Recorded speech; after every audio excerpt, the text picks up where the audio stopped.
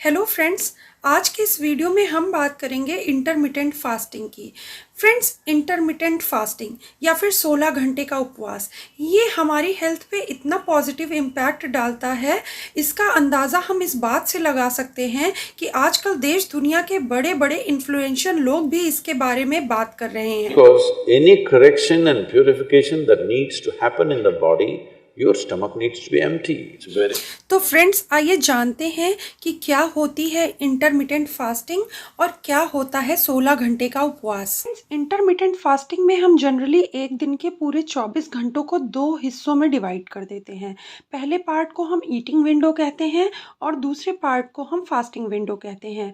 Generally जो eating window होती है वो 8 आवर्स की होती है, मतलब हम दिन में 8 घंटे खा सकते हैं और बाकी बचे 16 घंटे हम उपवास करते हैं। आप इसे ऐसे समझिए जैसे आपने आज शाम का डिनर 6 बजे किया है तो कल सवेरे का ब्रेकफास्ट आप 10 बजे के बाद ही करेंगे। मतलब आज शाम को 6 बजे डिनर करने के बाद आप पूरे 16 घंटे अपने पेट को आराम देंगे और पूरे 16 घंटे उपवास करेंगे। खाने के समय और उपवास के समय को आप अपने शेड्यूल के हिसाब से एडजस्ट भी कर सकते हैं। जैसे अगर आपने डिनर शाम को 7 बजे किया है तो आप दूसरा सॉलिड भोजन कल सवेरे 11 बजे लेंगे।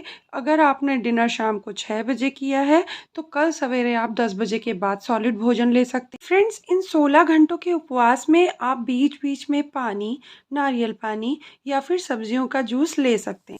फ्रेंड्स, इंटरमिटेंट फास्टिंग एक ऐसी प्रैक्टिस है जिसको अपना के हम ये देखते हैं कि हमारा माइंड पहले से ज़्यादा क्लियर हो जाता है और हमारी प्रोडक्टिविटी पहले के मुकाबले 10 गुना ज़्यादा बढ़ जाती है। फ्रेंड्स, अगर इंटरमिटेंट फास्टिंग को सही तरीके से किया जाए तो इसकी हेल्प से हम कई बीमारियों से दूर रहते हैं। हमारी स्किन अच्छी होती है, क्लियर होती है, हमारा वेट नॉर्मल रहता है, हम diabetes, BP, anxiety, high cholesterol level और ना जाने कितनी बीमारियों से दूर रहते हैं। तो आइए दोस्तों, अब बात करते हैं 16 घंटे उपवास के 3 सबसे बड़े फायदों के बारे में। फ्रेंड्स, 16 घंटे उपवास करके आप अपने सभी अंगों को आराम देते हैं। फ्रेंड्स, इसे ऐसे समझते हैं कि मान लीजिए आप किसी कंपनी में जॉब करते हैं जिसमें हफ्ते की एक छुट्टी मिलती है और अचानक से किसी दिन आपका बॉस आपसे आकर कहता है कि अब आपको वो छुट्टी भी नहीं मिलेगी और आपको हफ्ते के 7 दिन ऑफिस आकर काम करना पड़ेगा। तो ज़रा सोचिए क्या होगा आपका हाल। आप काम के बोझ तले दब जाएंगे और कुछ भी करने के लायक नहीं बचेंगे। तो सोचिए दोस्तों, क्या होता होगा हमारे पेट का हाल जिसे महीने में एक भी छुट्टी नहीं मिलती और जो सालों से काम किए ही जा रहा है। हम रात का डिनर करते हैं, वो पचता नहीं है कि मिडनाइट में हम कॉफ़ी पीने लगते हैं। सवेरे का नाश्ता करते हैं, वो पचता नहीं है और दोपहर में हम लंच ठूस ठूस के करने लगते हैं। इस तरह से तो हमारा पेट काम के बोझ के तले दब जाएगा और एक दिन वो काम करना बंद कर देगा और हम जो भी खाना खाएंगे वो हमारे पेट में पचेगा नहीं, बल्कि गंदगी बनकर जमने लगेगा और जिससे हम गंभीर बीमारियों का शिकार हो जाए। लेकिन दोस्तों, जब हम 16 घंटे का उपवास करते हैं यानी कि इंटरमिटेंट फास्टिंग करते हैं तो हमारे कई अंगों को आराम मिलता है। जैसे कि लिवर को बाइल बनाने से आराम मिलता है, पेनक्रियास को इंसुलिन बनाने से आराम मिलता है और हमारे स्टमक को डाइजेस्टिव जूस बनाने से आराम मिलता है, जिससे कि इन सभी अंगों की प्रोडक्टिविटी बढ़ जाती है और ये पहले से कहीं बेहतर काम करने लगते हैं। दोस्तों, जब हम इंटरमिटेंट फास्टिंग करते हैं तो हमारी प्रोडक्टिविटी बढ़ जाती है। दोस्तों, क्या आपको पता है कि जो लोग दिन भर खाना खाते रहते हैं उनकी टोटल एनर्जी का 70% पार्ट तो उस खाने को पचाने में वेस्ट हो जाता है। अब उनके दिमागी कामों के लिए उनके लिए पास कोई एनर्जी बचती ही नहीं है। लेकिन जब हम इंटरमिटेंट फास्टिंग करते हैं यानी कि 16 घंटों का उपवास करते हैं तो हमारे पास पर्याप्त एनर्जी होती है और जो काम हमें 4 घंटे में करना होता है उसे हम 2 घंटों में ही समाप्त कर देते हैं।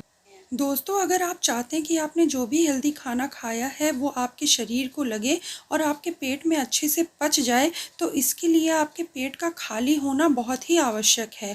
अगर आपका पेट खाली नहीं होगा तो आप कितना भी हेल्दी खाना खा लें वो आपके शरीर को नहीं लगेगा। और दूसरी तरफ अगर आपका पेट खाली है तो आप जो भी खाना खाएंगे उसके न्यूट्रिएंट्स आपके पेट में बड़े ही आराम से एब्जॉर्ब हो जाएंगे और आपको उसका पूरा फ़ायदा मिलेगा। दोस्तों, अगर आप इंटरमिटेंट फास्टिंग कर रहे हैं तो आपको इन बातों का ध्यान रखना ज़रूरी है।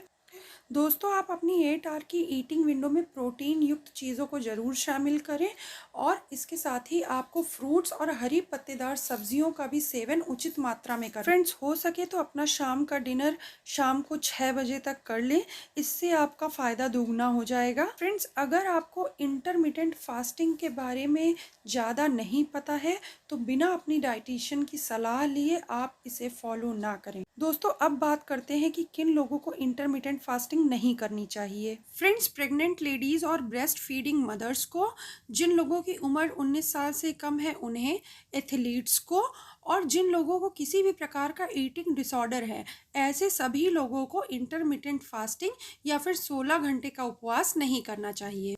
ओके फ्रेंड्स, आज के लिए इतना ही। अगर आपको वीडियो पसंद आया हो तो वीडियो को लाइक करना और चैनल को सब्सक्राइब करना ना भूलें। Till then, bye.